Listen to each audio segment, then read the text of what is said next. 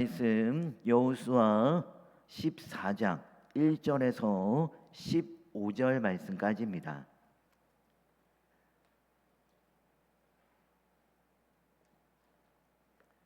여호수아서 14장 1절에서 15절 말씀까지 우리 한 절씩 교독하도록 하겠습니다. 이것은 이스라엘 자손이 가나안 땅에서 받은 기업 곧 제사장 엘르아살과 눈의 아들 여호수아와 이스라엘 자손 지파의 족장들이 분배한 것이니라.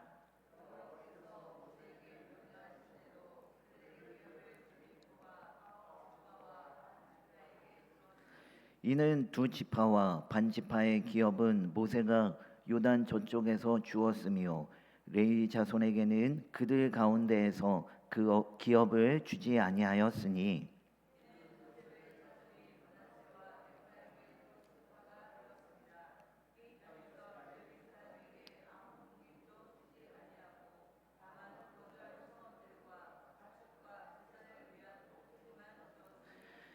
이스라엘 자손이 여호와께서 모세에게 명령하신 것과 같이 행하여 그 땅을 나누었더라.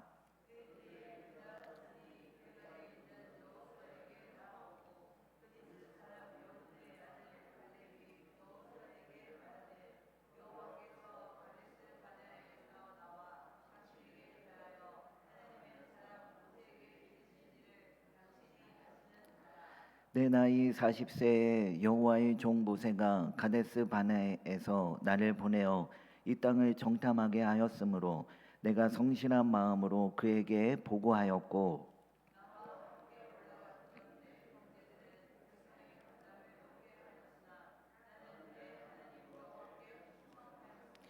그날에 모세가 맹세하여 이르되 네가 내 하나님 여호와께 충성하였은즉 네 발로 밟는 땅은 영원히 너와 네 자손의 기업이 되리라 하였나이다.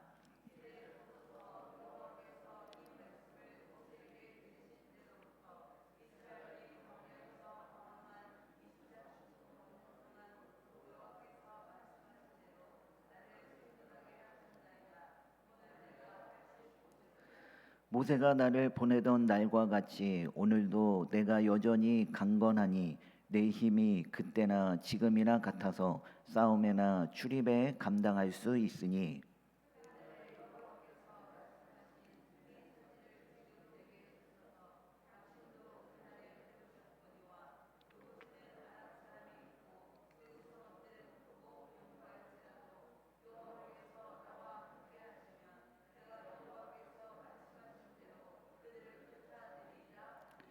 여호수아가 여분네의 아들 갈렙을 위하여 축복하고 헤브론을 그에게 주어 기업을 삼게 하며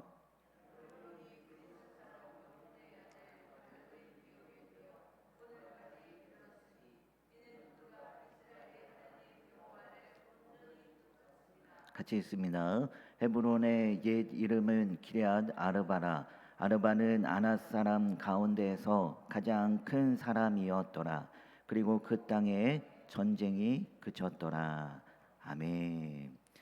오늘 본문 말씀은 요단 서편의 땅을 분배하는 방식에 대해서 말씀하고 있습니다.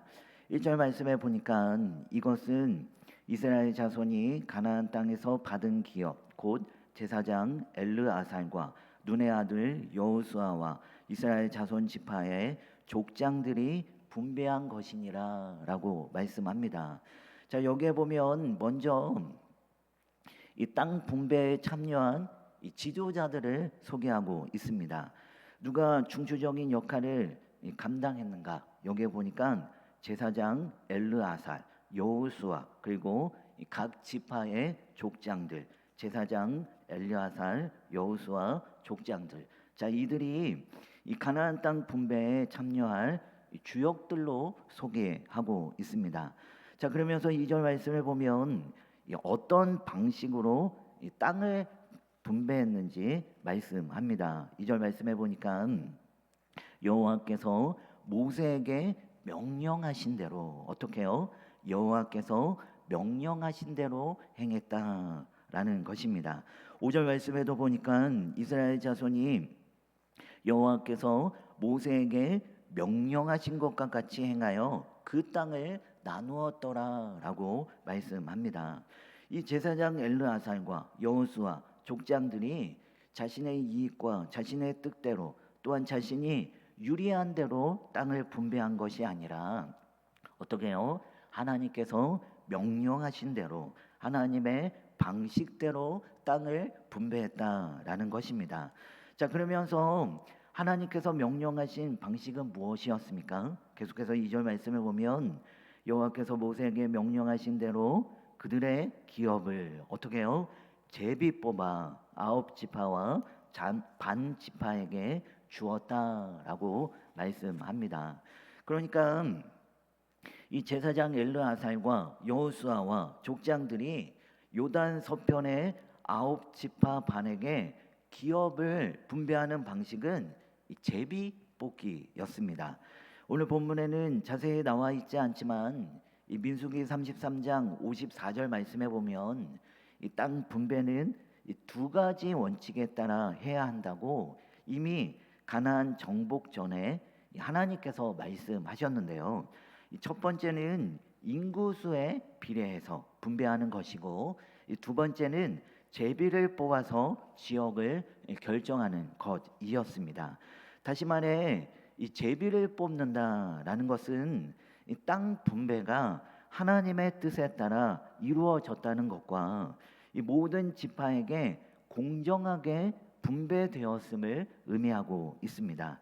여러분 그렇지 않습니까? 어느 누가 이왕 땅을 분배받는 건 더 넓고 더 좋은 땅을 받고 싶지 않는 사람이 어디 있겠습니까? 할 수만 있다면 더 좋고 더 넓은 땅을 갖고 싶어 하겠죠.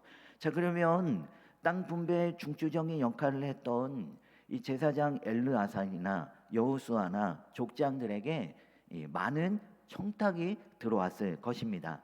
남몰래 뒷거래도 있을 것이고 이런저런 불미스러운 일이 이만저만 아니었을 것입니다.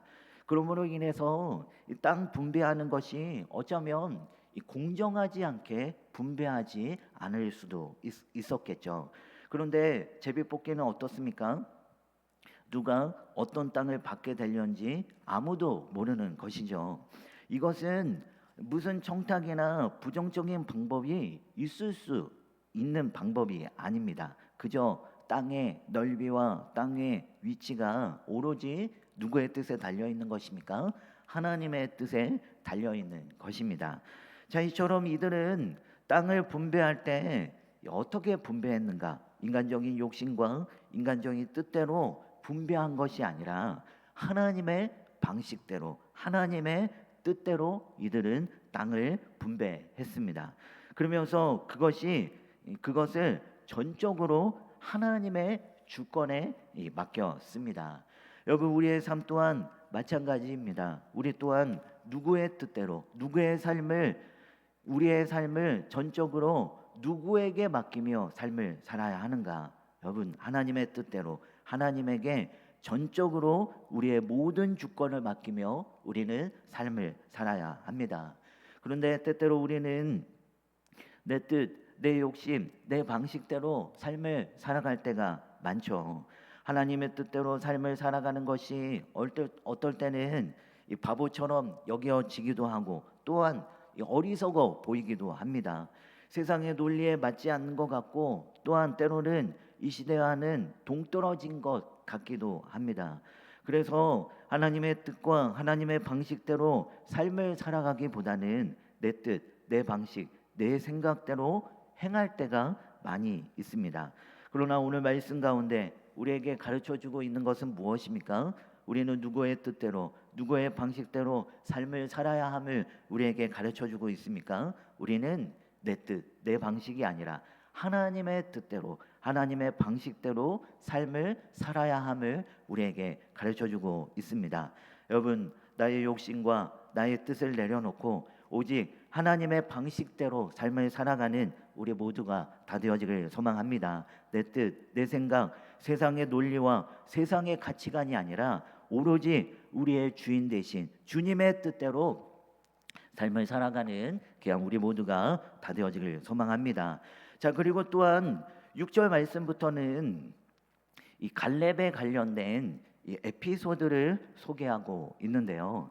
이 나이가 들어도 예나 지금이나 변함이 없는 그런 충성을 보여주고 있는 이 갈렙의 모습을 우리는 살펴볼 수 있습니다.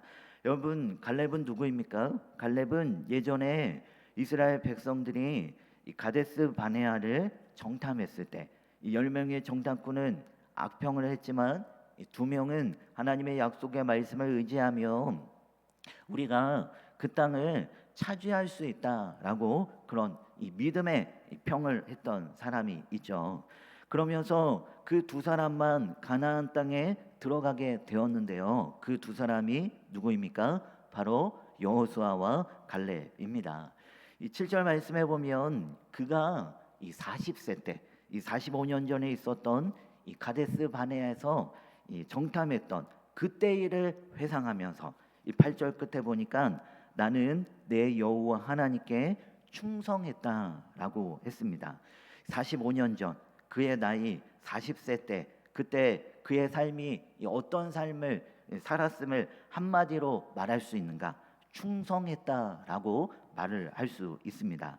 그리고 지금은 세월이 흘러 10절 끝에 보니까 나이가 몇 살이다라고 말을 합니까? 오늘 내가 85세다라고 했습니다.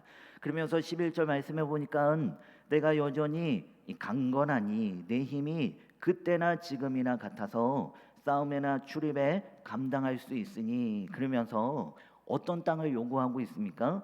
헤브론 땅, 그 땅을 이산지를 내게 달라고 이 갈렙이 모세에게 요청하며 나아가고 있습니다. 이 45년 전 그의 나이 40세 때나 지금 현재 이 85세의 그의 마음과 예나 지금이나 변함이 없는 그의 믿음과 그의 충성을 우리는 살펴볼 수 있습니다.